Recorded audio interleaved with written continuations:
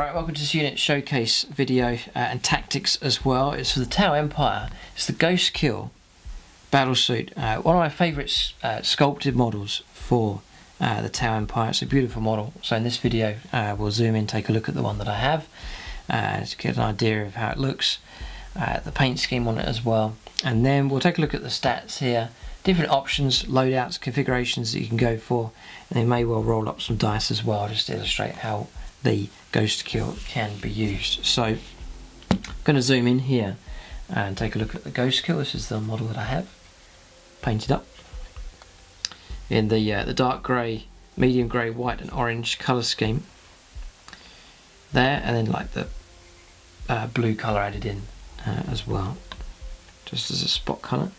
And then it does come with these two drones as well, these two stealth drones. What I'm going to do here is I'm going to zoom in and you can take a look at the model. So there he is. It's just such an impressive model. It just looks so cool. I mean, this area here, I just love the helmet on him and the chest design here. It just looks fantastic. So a bit of an orc debris here, T'au fighting against the orcs. Not a common battle report that we've seen on the channel yet, hoping to. And the Orc Codex comes along, see classic T'au versus Orcs battle. Very much looking forward to that. So if you like the colour scheme here, there's a full painting tutorial for the T'au on this channel, so you can check that out. Show you from start to finish how to paint the T'au. Cover things like all the weathering, the chipping that you can see, hand painting some of the T'au markings, transfers as well, covering that video, and all the metallic work, how to do the white and the orange and so on. That's all covered in that video. And then the basing as well, I do cover that in that video as well. And then on the Plus channel, you can check that out. There is the in-depth painting tutorial, and I'll show you how to apply this colour scheme to a bigger project. It's the Storm Surge, much bigger model, and I'll show you from start to finish how to paint one of those up in this colour scheme that you see here. Now, even if you're not keen on perhaps the colours that I've used, the technique's exactly the same, so the painting tutorials can still be helpful for you. For example, you could swap this orange out, and a number of people have done it. They've swapped the orange and they've gone for another colour, like a green or a blue, a yellow, some other kind of colour, and you can pretty much keep all the other colours if you wish, then just change that spot colour out and swap it around for something else. That's him. And then the two stealth drones as well, just painted up to match. Just there, a little bit of orange added onto them, but those go in with him. Just there, like so. But there he is. Comes with these two drones. But we'll check out the rules now for the Ghostkeel, and we're thinking tactically about how to use him as well. Yes, he's got guns and weapons that he can fire, but there's a tactical use here, and I'm thinking about my own army that I have, the use that I have for him in my 2000 points T'au list. So we'll just move him out of the way. So the Ghostkeel then, it comes under the elites section here for the T'au army. So yeah, Ghostkeel Battlesuit. And we'll cover things like points as well as we go along. So 82 points to start off with. I don't think they're too bad in points cost. For what you get, I think they're pretty good. It's 82. You've got the Fusion Collider and two Flamers. Flamers are 9 points each, I believe, yeah. So you can add about 20 points onto that. And then the Fusion Collider. We'll check the stats for these in just a moment. Just to give you an idea on points cost. 35 points for that. It's like about 140 odd points at the moment. And if not a bit more. And the two drones, you have to add the drones in as well. I believe they are 10 points each. That's the MV5 stealth drones as well. So you can keep them below 200 points for the unit here, including the two drones. So I think it's a bargain for what you're getting, and tactically it can be a very useful unit.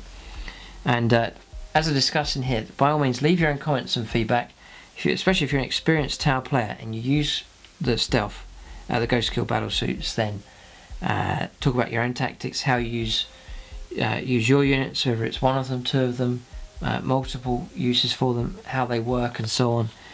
Share your own battlefield experience and some hints and tips. Be very fascinating to see what other experienced T'au players have to say. And it's going to be a very helpful resource for those who have T'au or are starting to look into collecting them. So it's power level 10. The downside, there is a damage bracket that can hurt you later on in the game when wounds start to come in, the stats start to drop, which is a shame. It's just within that bracket there with 10 wounds. I would have preferred him with 9 wounds and no damage bracket, but he's got 10 wounds, so he has to live with the stat line decreasing there as the damage comes in. So he's power level 10. I've got an idea of points cost for him. So he is movement 12. He's very quick. Movement 12 is fast, quicker than like regular crisis battle suits, for example. His ballistic skill 4+, just the standard for the T'au, and attacks 3. As far as close combat is concerned, just forget about it. Then it's not going to do anything. There is one use though, and that is for charging into units to prevent them from firing on the next turn, or charging into a vehicle to try and prevent it from firing on the next turn. They can be useful for that. For sure, it's definitely a tactical use for them, but expect them to do anything in close combat, it's not going to happen. So then over here, weapon skill is 5+, strength 6, toughness 6, tough enough, 10 wounds, 3 attacks, leadership 8, and a 3 up save. So it's decent enough. Then the stealth drones, movement 12, so they can keep up with him. They do detach themselves, they become a separate unit. After deployments they can be picked on separately, but if they want to move with him, which they need to if they're going to grant the bonus, then they can keep up, no problem. Then weapon skill and ballistic skill 5+ for them, strength and toughness 4, 1 wound, 1 attack, leadership 6, 4 up save. Again, not expecting anything from them, just the bonuses that they grant is the reason for taking those. It is accompanied by the drones, you have to take the drones. Okay.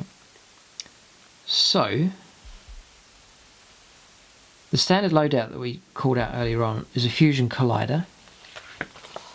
That's not the configuration I've gone for.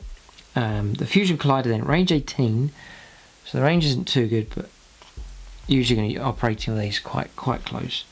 Heavy D3, that was one of the big downsides for me. Potentially you could be firing just one shot, you know, and at force to hit at full health, just the possibility of just getting no hits at all on a turn of shooting.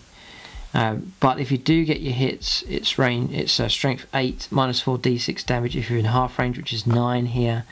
You're choosing 2d6, losing or discarding the lowest result. So once you do get the hit and the wound come through, it's nasty damage, but just the rate of fire wasn't that amazing. If it was heavy 3, I would have taken, I think, the fusion collider. The other option is the 2 flamers, very helpful. Double flamer, that's going to be like range 8 but 2d6 shots, strength 4, excellent for clearing out automatic hits on the target, excellent for clearing away infantry screens, which is part of what I like to use him for, like a forward operating unit to clear away screens and so on to let other units through, is the idea of him. So it also means a bit of Overwatch protection. If you're getting charged by hordes, you're going to hit them with 2d6 auto hits if they charge you, so the flame is useful enough. Yeah, no, I do like that option. And it also means no matter what damage bracket you're in, it's auto hits, so that's reliable no matter what damage you have left. So that's the options that are available. That's a mixture of a bit of anti-horde, a bit of anti-infantry, and then a bit of anti-heavy vehicle, so sort of a compromise between the two. So this model may replace its fusion collider with a cyclic iron raker. This is the option that I've gone for. So 35 points, and the cyclic iron raker is 39. So paying a few more points, 4 more points to get this. But look at it here.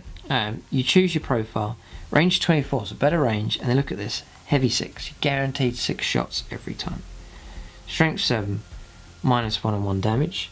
And you can overcharge to, again, guaranteed heavy 6, strength 8, -1, d3 damage. And if there's ones that come through after the modifiers, it is mortal wounds on yourself. So I choose a Cyclic Iron Raker. I just prefer that. This model may replace both its flamers with 2 burst cannons or fusion blasters. So burst cannons then is 8 points, so 1 point less than the flamer. You're going to get better range of 18. Assault 4, and then strength 5. No minus on the AP and 1 damage, but I'd still prefer the auto hits with the flamers. So I would choose the flamers over the burst cannon, I reckon.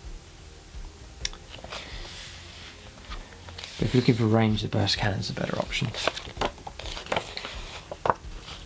And then you can go for fusion blasters. Now this is expensive. It's the configuration that I've gone for. I have a Cyclic Iron Raker and a double fusion blaster on top. It is expensive. A fusion blaster is 21 points. There are 42 points to add on those 2 fusion blasters. But in games that I've played, it's been helpful to have him operating and harassing the opponent, sometimes quite close, and then able to let off some very nasty anti-tank fire, anti-monster firepower. Yeah, fusion blaster, range 18, assault 1, strength 8 minus 4d6 damage, and it's within half range. 2d6, choose the best.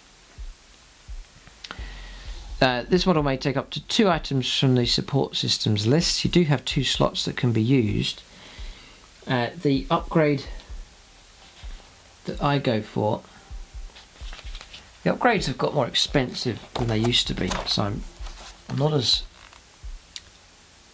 keen to take them. But there's one I definitely take. That's the target lock. Otherwise, you'll find yourself in big trouble.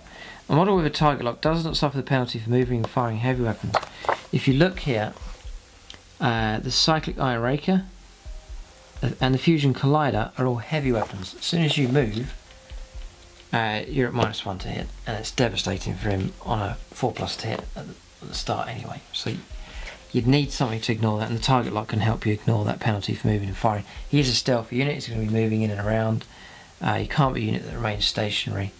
So to be able to move and fire without restriction, I think is so important. So that's one that I use for sure.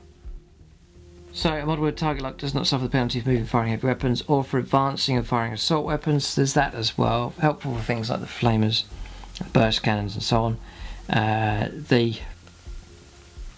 Even the fusion blasters as well is assault, I believe. Yes, so helpful for firing them. The model can also advance and fire rapid fire, which you don't really have. Must subtract 1 from the hit rolls, but that's so helpful. The Ghostkeel does fall within a costlier bracket here. Yeah, 12 points, but I pay up for it because it's so valuable to do it. So that's Ghostkeel, Riptide, and Storm Surge. He's got 2 slots, that's one. The other slot is, if I have the spare points, and subscribers have been pointing this out, it's good to take on him. And that is the Velocity Tracker. Again, he falls just within that bracket of paying more points. For all other models, it's 2 points to take a Velocity Tracker. For the Ghostkeel, Riptide, and Storm Surge, it's 10 points for it. But it's +1 against units that can fly. And you may think, well, that's just flies, but it's not. It's things like skimmers, assault marines, jet bikes, all of those targets +1 to hit. And so all of a sudden his 4+ to hit is 3+ to hit. So I think it's worth doing. If I have a spare 10 points, I'll do that. Give him Velocity Tracker. I think it's well worth it. But at a minimum, definitely taking the target lock there, otherwise his firepowers are going to be dreadful. So that's the little upgrades that I take on him. The list that I have, he works out at 195 points. So again, keeping him below 200 points. That's 82 points, 39 points to the Cyclic Iron Raker, 20 points to the 2 drones, 12 points to the target lock, and then 42 points to the 2 fusion blasters. It is an expensive upgrade to add on those fusion blasters, but if you get hits with them, it's going to cause trouble for vehicles. And then you combine that with the Cyclic Iron Raker, you can really start to chew through the wounds that the opponent has. So, there's some extra rules here for the Ghostkeel. Just here. So that's the weapons, support systems. Yes, for the greater good, and then he has the Ghostkeel Electro Warfare Suit. Your opponent must subtract 1 from hit rolls for models attacking this model from more than 6 inches away. When they re-released the codex, they've shrunk the ranges down. It used to be like 6 inches and 12 inches for the drones in the model. Now it's for the drone, it's 3 inches and 6 inches. The enemy's got to get a lot closer to try and negate the bonuses being granted. So for him, just on his own, he's -1 to hit if you are over 6 inches away. So you've got to get within 6 to negate that minus to hit. A -1 to hit's helpful.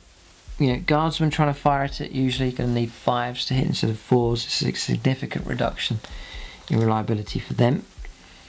And then you have, I'll mention the drone here, the stealth field. Models shooting at a stealth drone or an XV95 Ghostkeel Battlesuit within 3 inches of friendly stealth drones must subtract 1 from the hit rolls. So it's cumulative for the Ghostkeel Electro Warfare Suit. So these nearby combined, these are -1 to hit. If the opponent targets him, it's -2. And again, for guardsmen, that's all of a sudden needing 6s to hit.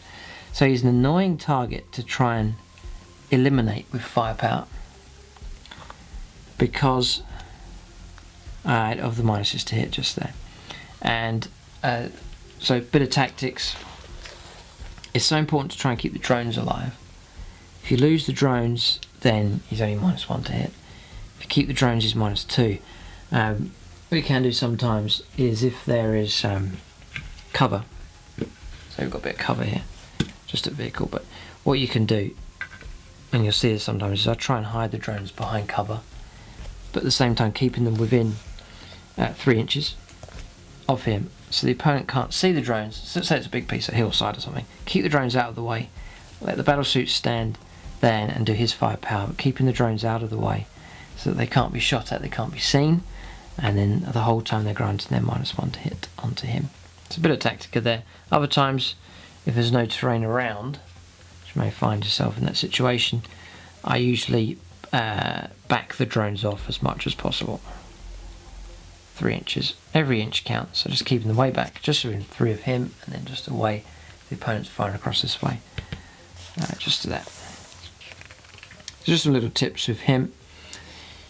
There's some more rules here as well. You've got save your protocols. If a nasty hit, again, units within 3 inches on a 2+, you can send your drone in to absorb a nasty hit. Say a las cannon does get its hit, all of a sudden there's trouble, you could sacrifice a drone to save him. So the drones are useful for that as well. And then there's drone support. You set them up within a coherency at the start of the game, and the drones can float off and do their own thing. So the other rule here is Infiltrator. It's an incredible rule here for the Ghostkeel. During deployment, this model and any accompanying drones may set up anywhere on the battlefield that is not within your opponent's deployment zone and is more than 12 inches from an enemy unit.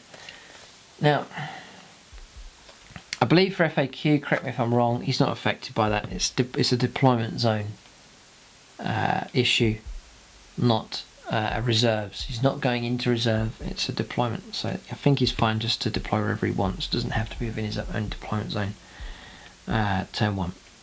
So he's not allowed in the opponent's deployment zone, but he can go close to it and go right up to it if there's no enemy models within 12. So you can catch an opponent out. Say they have a vehicle of some kind here, and say this is say their deployment zone is the edge here, 12 inches away.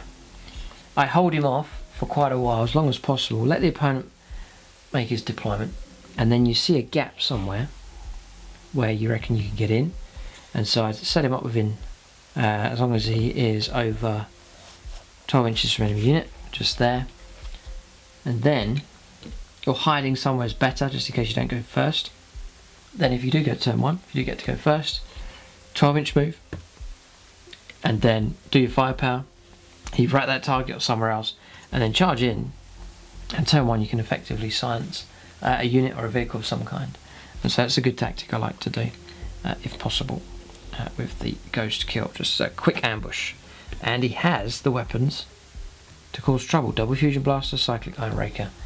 Pretty good firepower available from that. So that's a tactic that I have. Again, if you're watching this, your experience of T'au, and you know some tactics that you use, combinations of other units that work well, and so on, then by all means share that in the comment section.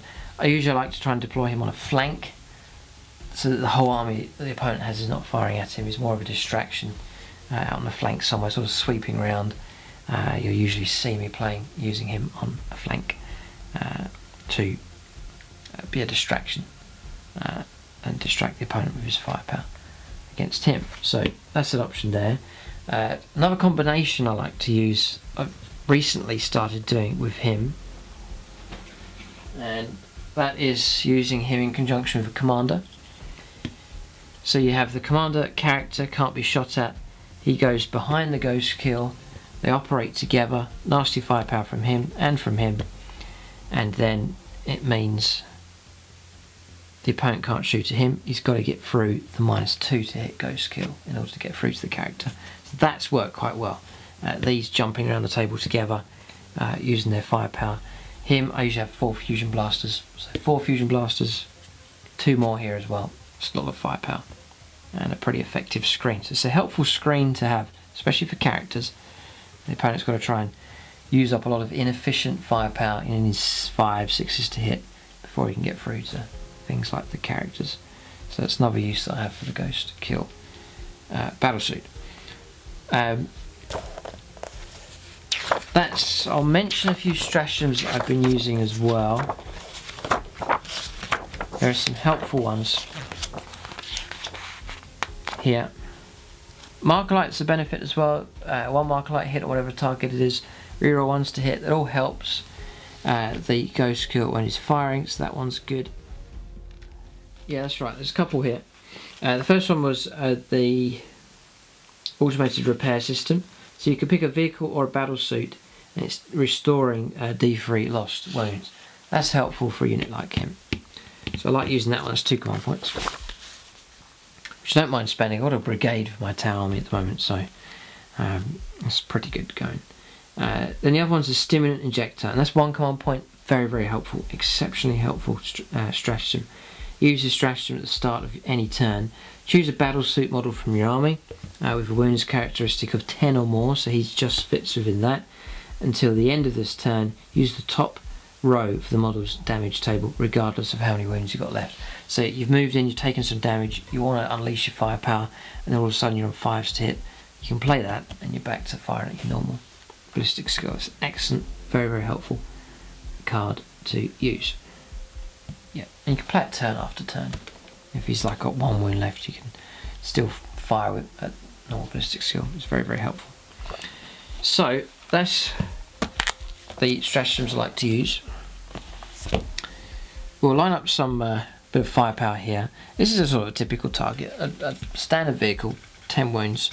I don't usually expect to destroy the target, but we'll see what kind of damage potentially we could do with this Ghostkeel. We'll say he's just at the standard range here. Say he's firing at about 14 inches, something like that. See what kind of damage he can do. I'll just mention here actually, if you have the points to do it, I think it's quite expensive. Again, if I have loads of spare points, I'll use it. But it is the advanced targeting system. Model equipped with advanced targeting system increases the AP characteristic of all of its weapons by 1. So, for example, AP 0 becomes AP -1. So the fusion blasters on him would be AP -5, and then the cyclic iron raker, AP -1 becomes AP -2, and that is helpful. But it's just the cost of doing it. Again, he falls within this bracket here. Ghostkeel Riptide Storm Surge. It's 18 points to give that to him. I just don't think it's quite worth it. For other models it would be 12, but 18 points is a fair amount of points. So I've left it on him.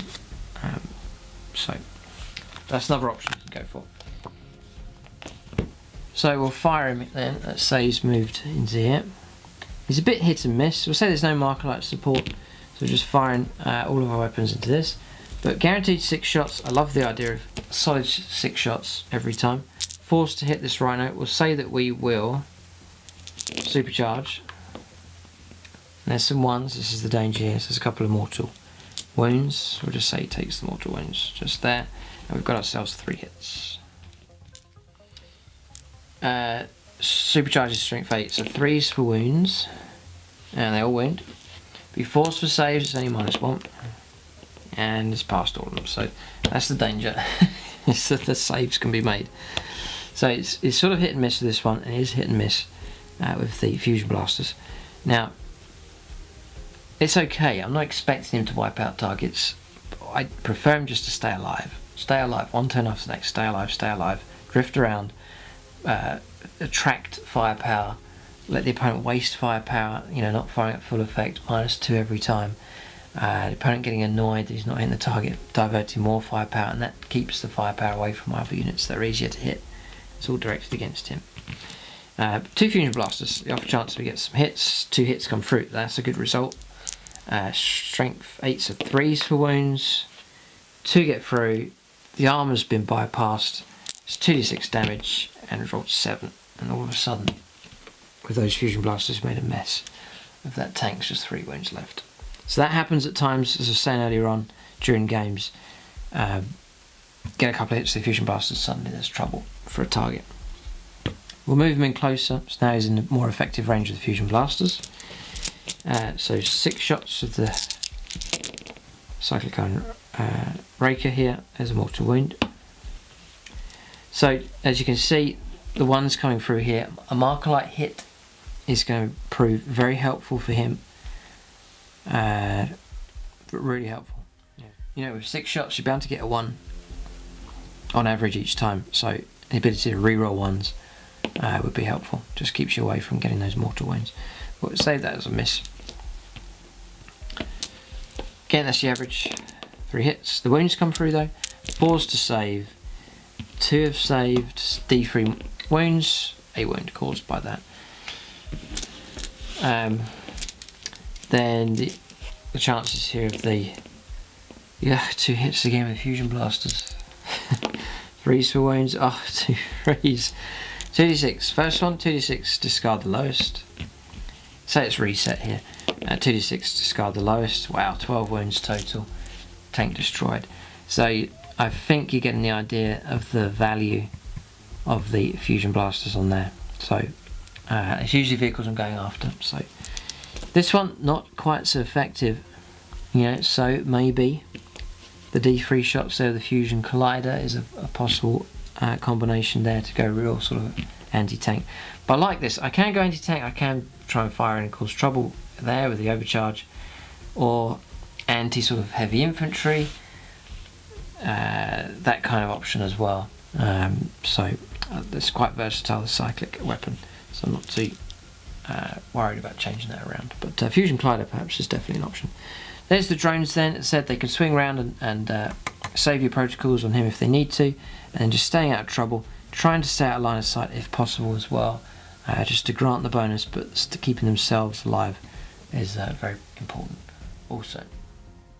There's been times when nasty las cannon hits come through, and you can sacrifice one of the drones. As long as you've got one of them operating within 3 inches, the bonus still counts. So one of them you can use to sacrifice if a nasty hit does get through to the battlesuit. So there it is. That's the showcase here for the Ghostkeel Battlesuit.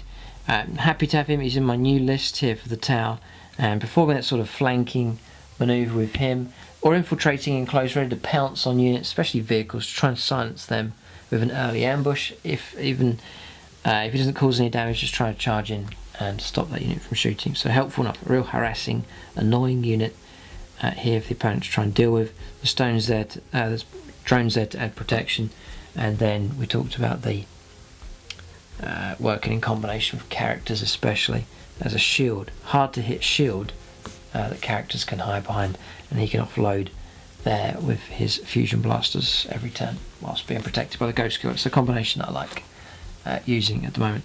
But you may have your own combinations and things that work really well with the Ghostkeels. You may have your own loadout that works really well.